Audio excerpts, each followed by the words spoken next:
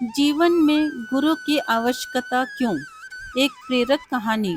एक गाय घास चरने के लिए एक जंगल में चली गई।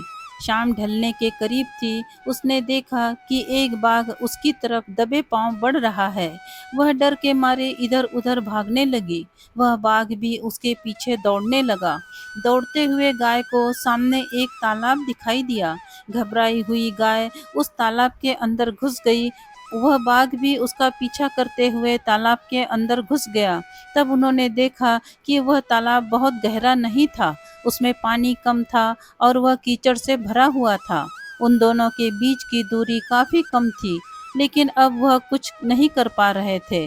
वह गाय उस कीचड़ के अंदर धीरे धीरे धंसने लगी। वह बाघ भी उसके पास होते हुए भी उसे पकड़ नहीं सका। वह भी धीरे धीरे कीचड़ के अंदर धंसने लगा। दोनों करीब करीब गले तक उस कीचड़ के अंदर धंस गए।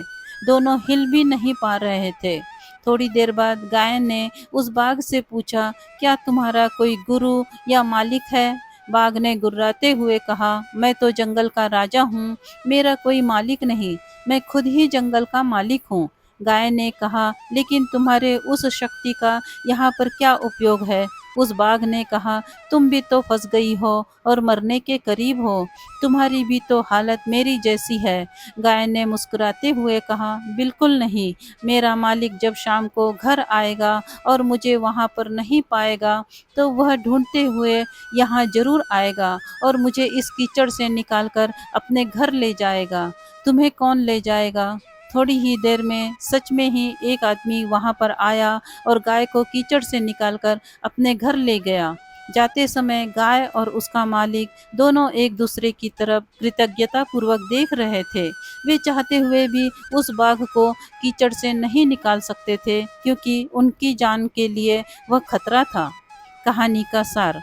गाय समर्पित हृदय का प्रतीक है, बाघ अहंकारी मन है और मालिक सद्गुरु का प्रतीक है।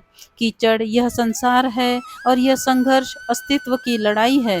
किसी पर निर्भर नहीं होना अच्छी बात है, लेकिन उसकी अति नहीं होनी चाहिए। आपको किसी मित्र, किसी गुरु, किसी सहयोगी की हमेशा ज़रूरत होती है। यदि आपको ये प्रेरक कहानी अच्छी लगी हो तो प्लीज़ इसे लाइक करें, शेयर करें और इस चैनल को सब्सक्राइब करें। धन्यवाद।